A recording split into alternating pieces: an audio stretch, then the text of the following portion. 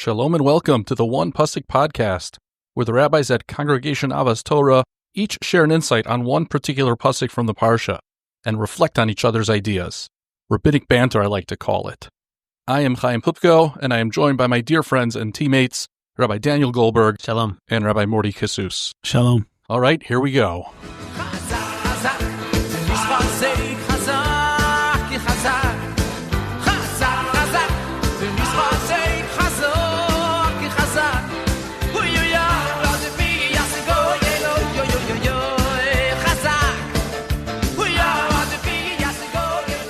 Our one pasuk for this week, Parshas Pekudei, comes from the very beginning of the Parsha, Perek Lamed Ches, pasuk Chaf Aleph, chapter 38, verse 21. Ele Pekudei HaMishkan, Mishkan HaEdus, Asher Pukad Al Pi Moshe, Avodas HaLevim B'Yad Isamar Ben Aharon HaKohen. Not an easy pasuk to translate, honestly, and I'm really relying here on Rabbi Steinsaltz to help fill in the gaps, but this is how he translates it. These are the reckonings, Pekudei, the reckonings, the details of the materials used in the construction of the Mishkan HaEdus, right, the Mishkan of testimony, the tabernacle of testimony, as they were reckoned at the directive of Moshe. The service of the Leviim was in the hand of Itamar, son of Aaron, the priest. It seems to be saying that Moshe gave these reckonings or these accountings over to the Leviim, who are headed by Itamar. It is essentially an introduction to a review of the entire project as they finish constructing everything and now are ready to assemble everything. And so how did you guys reckon with this pasuk? Found a fascinating midrash. The midrash tells us that when the Jews sinned with the golden calf, they used the word ele, and God was incensed. He was enraged at Bnei Israel. But yet, they were able to do teshuvah also by using the word ele. When they did the chet ha'egel, they said, ele Elokecha Yisrael. And now, when they're constructing the Mishkan, it says, ele these Pekudei HaMishkan. That's the midrash. Now, obviously, it needs extensive elaboration. It's very unclear what in the world this means. And the Chachamim tell us as follows. The word ele connotes something that we're looking at with pride. We look at a creation and we say, these, look. He uses a number of instances throughout Tanakh where the word ele conveys this idea. Ele toledot hashamayim v'haaretz. A number of instances where ele conveys this idea of something that we're proud of. And God was so upset. Not only did you sin with the golden calf, but you were proud of it. But then, when Am Yisrael goes and puts their effort in constructing the Mishkan, Hashem says, by using the word ele Pekudei HaMishkan, you suggest and you show that this is something that you're just as equally proud of. And that was the avenue in which we achieved our teshuvah, because God saw that, yes, we made that mistake, but we're just as happy and proud of what we were able to accomplish with the construction of the Mishkan. And that's the deeper understanding of the Midrash when it says that comes the ele of the Mishkan and it atones for the ele of the chet ha'egel. We all come across incidents in which maybe we did things that we're not proud of. And we're human, and that's totally okay. But when we make those mistakes, the critical element of our teshuvah must be predicated on the idea that we're sorry for those things. We're upset that we ever did them, but not double down and stick to our guns and say, no, what we did was right. We believe this was what should have been done or how it should have been done. Rather, humbly say, you know what? I made a mistake. I'm not proud of it. I'm going to move on. That Hashem can easily forgive. But when we're proud of something, then we have to somehow undo that damage. And that's why it was so essential that they came with this attitude of ele Pekudei HaMishkan. And I imagine, beautiful, and I imagine part of the reason why that's a more intense process of teshuvah when there's a pride is that if a person has a certain sense of pride when they did the wrong thing, obviously they're steeped in whatever that was, and it's that much more difficult to get out of that and to have that change in perspective, to then be able to take pride in just the opposite. That's a real sea change in a person's outlook. And so that's why it needs that extra something. It needs what you were describing. And Yeah, I think it's beautiful. I think it makes a lot of sense. Yeah, I think it also just draws our attention to the question in life of like, what are we proud of and what are we projecting to our family that is like a source of our pride? Like what accomplishments that our children might achieve get put up on the fridge or on the wall? Like that says a lot. Like what are we, is it the A plus? Is it the A plus in this subject or that subject? Is it a Midos award? Is it a picture that they drew? Like what do we project as like a source of our great pride? And that's very powerful. Eila. Yeah. I remember my father telling me a long time ago, you can tell a family by like what you see first when you walk into their house. Like, do you see Sfarim in the front room? And we moved into our current house, the Shul house. So we really set up this beautiful library in a side room. But I was very anxious about it because you don't see the Sfarim immediately when you walk into my house. And now I'm like, oh no, what are people going to think of me? What am I going to do? But just practically, it just made sense because we have this wonderful place for all Sfarim. Yeah, it's beautiful. People think that you have an amazing library. So that's a good thing. It's really interesting. This pasuk, I've never really stopped and reflected on Eila Pekudei HaMishkan, the idea that we have an accounting after the fact of the materials used for the Mishkan. And it's very evocative in a lot of different ways. I was thinking a lot about the idea of taking stock after the fact of your accomplishments as kind of being marked by this pasuk. But I want to focus my attention just for the moment on something more basic, really in the realm of midos and like best practices in life. And that is just to note that Moshe Rabbeinu was transparent.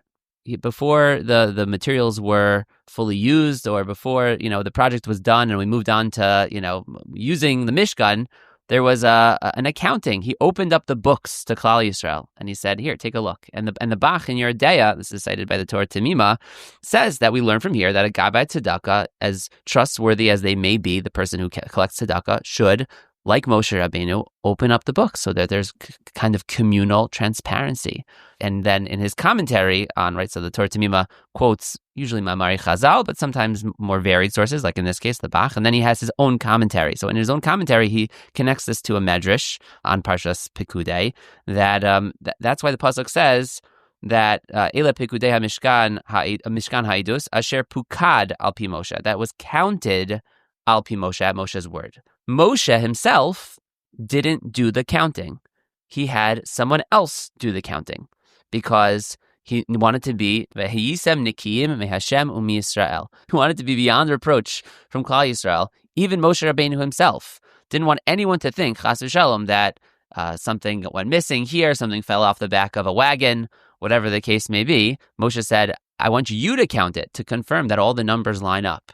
If Moshe Rabbeinu was so careful about everything, all the T's being crossed and all the I's being dotted and everything being in its place so that no one could have any chash that there was anything that was done inappropriately, I just think it's a great lesson for all of us of how important it is to not only operate with integrity, but also to not think it's beneath us to also have that kind of transparency and invite other people in to double check and to make sure that everything is right and everything is done correctly. Whenever I'm at my father-in-law's shul, Rabbi Muskin, in Los Angeles, and I'm there for Mincha Maariv, so they collect tzedakah, and at the end, he always empties the tzedakah box and brings it into the office, and he counts it, and then he says, here, you count it. He always has someone else count the tzedakah and make sure that we agreed, okay, it's $16, and then he writes a little Post-it note on it, $16, he puts it into an envelope, and it's always, and if I'm not there, it's someone, he brings in someone to his office, because he always wants that someone else should have their eyes on the checkbook and on the money and on the tzedakah, and I think that that's like a great musar for all of us. It's certainly something that I internalized. Yeah, that's beautiful. And I was thinking of another thing based on what you were saying. The trust that we have in Moshe is critical because the entire Masorah rests on his transmission. And I think you could argue that that's dafka, that's specifically why he wanted to do this accounting, because he knew how much his integrity was critical to this whole enterprise, this whole relationship with the Ribono Shel Olam. And so knowing how critical that was, he made sure that accounting happened. Interesting. Beautiful. I saw a wonderful netziv on this pasuk. He looks at a redundancy in the pasuk because it says, Eila Pekudei HaMishkan. These are the reckonings of the Mishkan. Mishkan HaEdus. Mishkan HaEdus, right? It just says Mishkan, and then it says again Mishkan HaEdus. It refers to the Mishkan twice, and the second one also seems to be, when it says Mishkan HaEdus, also seems to be strange because that's referring specifically to the Aron. But why are we referring to the Aron in this pasuk, which is talking about the Mishkan in general, right? Why specifically that implement out of all the implements? It's not time to list all of the implements, the furniture, the kalim. So how does Mishkan HaEdus specifically refer to the Aron? Because the Aron is called the Aron HaEdus, the Ark of the Testimony. And what is the Edus? What is the testimony? It is the Luchos Habris. And so the fact that it says Mishkan HaEdus, he takes to means not just the whole Mishkan that encompasses that which actually holds the Luchos. Okay. And so he develops the following chiddush. It's so beautiful. He says that it's referring to two different Aronos, two different arks. Says when they built the Mishkan, so Hashem commanded them to build this ark, which was made out of wood and overlaid in gold, inside and outside with the kruvim on top. Says, but there was already another Aron. There was an original Aron, because when Hashem first gave the Torah to Moshe, when he first gave him the Luchos, and Moshe began writing the Torah scroll that we have, Hashem tells him at that point on Har Sinai, make an Aron out of wood. It's based on a pasuk in Devarim. Make an Aron out of wood that you will put this Edus, you will put this Torah.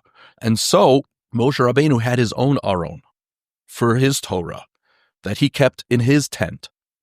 And then when they built the Mishkan and they built this new Aron, right? The other one was just made out of wood, right? That was just like a temporary, well, I don't want to say disposable, but it's like it wasn't as nice. It was just made out of wood.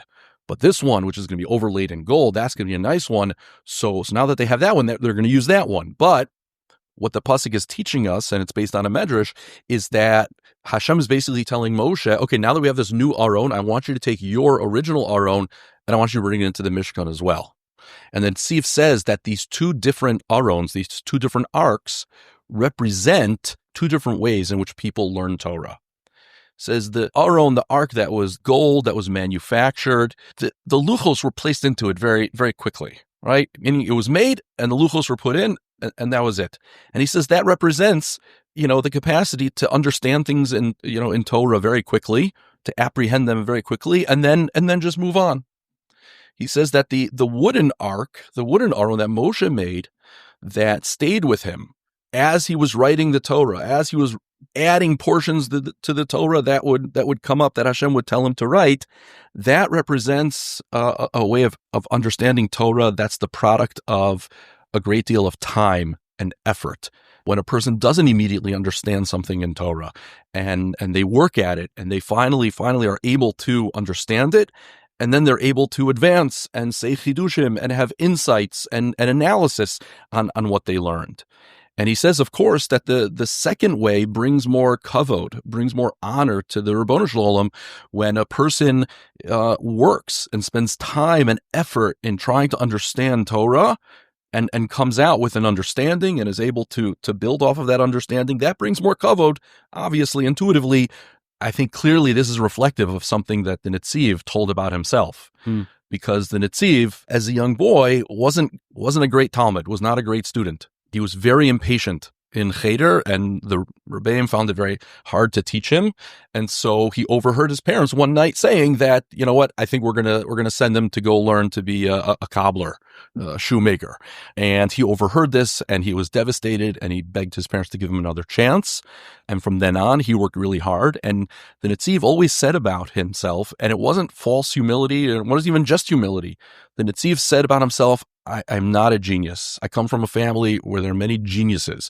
I'm not a genius. Things don't come to me quickly. But what I've been able to accomplish is through a great deal of hard work and effort. So the fact that he would put this idea here, I think is so beautiful, and I think it's so important. We as Jews and we in society, we're just a little bit more impatient because the world has sped up and things are easier and more easily attained. And it lulls us into this sense that the things that are worthwhile are the things that we can really, really latch onto really quickly. And those are the things that bring us hana, they bring us, so to be able to understand something quickly or be able to access Torah really quickly and not have to put any effort. it's very rewarding, and that's good, and that's wonderful. But we shouldn't lose sight of the importance of the experience of just sitting patiently with something and learning something deliberately and slowly and over time. And also recognize that our appreciation of not just Torah, but mitzvos also takes time. If something doesn't resonate with us immediately, that's okay. If it's not immediately meaningful, that's okay. The things that take work, that take effort, are the things that we absorb more and we're able to understand and appreciate better. And I think about it specifically in the context of, let's say, like davening. Davening is just not an immediately stimulating exercise. But I think if people found a way, or if we found a way to help people practice tefillah over time, then they'll come to appreciate it more and appreciate that experience. Let me ask you guys, do you feel you're able to do like in-depth learning these days as rabbis with everything you're preparing, everything you're doing? When I look at this Netziv, I think about the fact I don't have time to sit over a Daf Gemara. I wish I did. I can't. I feel like I lose something. Yeah, one of the things I really want to start is a Gemara class 5 days a week, and I will start it 6:30 a.m. Please PM me if you're interested. And one of the reasons is exactly because I've watched a friend of mine who's a rabbi in Deal start this type of shiur, and I'm teaching the Masechet that he's teaching, and he keeps on calling me. Did you see this Rashba? I cannot believe that Tosafot. And I'm like, wow, I'm so jealous. He's back in a sugya. And I told him, I said, Joey, because of you, I'm going to start another, what we call a Kinyana Masechet class, which is a very thorough learning of the Gemara, not just merely, perusing through or doing it quickly, but really sitting on each page and each word of the Gemara. And that's kind of what I was thinking about when you were talking about the Amelut. It shows a certain appreciation that you have for the subject matter and for the endeavor. The holiest endeavor in the world is immersing ourselves in the study of Torah. And it doesn't always come easy. And sometimes we get to a Gemara that's really like we're scratching our head and we have to open up other Sefarim just to make basic sense out of it.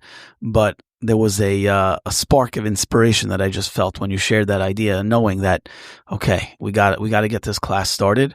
And I'm excited to do it. I think allowing myself to, again, immerse fully in a sugya as opposed to, we're always preparing to give over to others. But Bezrat Hashem. Nice.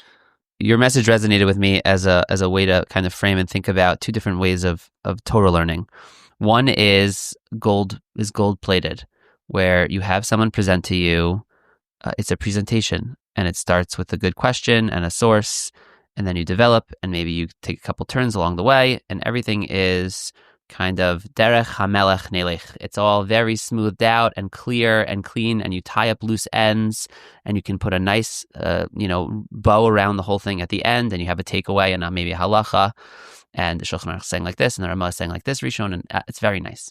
There's another way to learn Torah, which the edges are not as smoothed out. It's the wooden aron, and exactly. It's not as beautiful, and you don't tie up every single loose end, and there can be a splinter, and it's hard, and it doesn't have the most the same obvious sheen and beauty of the structure and everything being perfect, but the idea that you worked through it and you did your best, and you got clarity here, and you have questions here, and maybe everything isn't totally, in a certain sense, there's something truer about that, because a rabbi who presents something, as we often do in a shiur, is often smoothing over a lot of the edges for you, and is not going to take you down this byway and this channel and this issue and this unresolved question.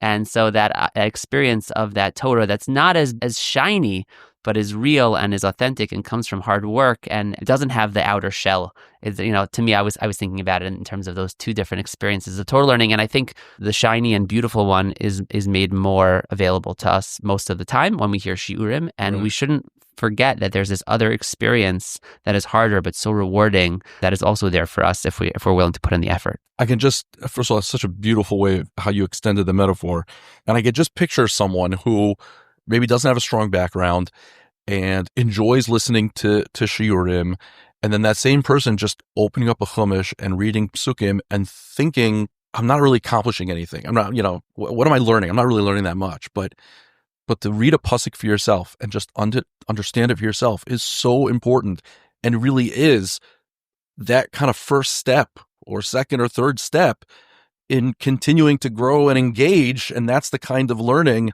that the Netziv is talking about, and that you elaborated on so beautifully, Rabbi Goldberg. And they both belong in the Mishkan. Exactly.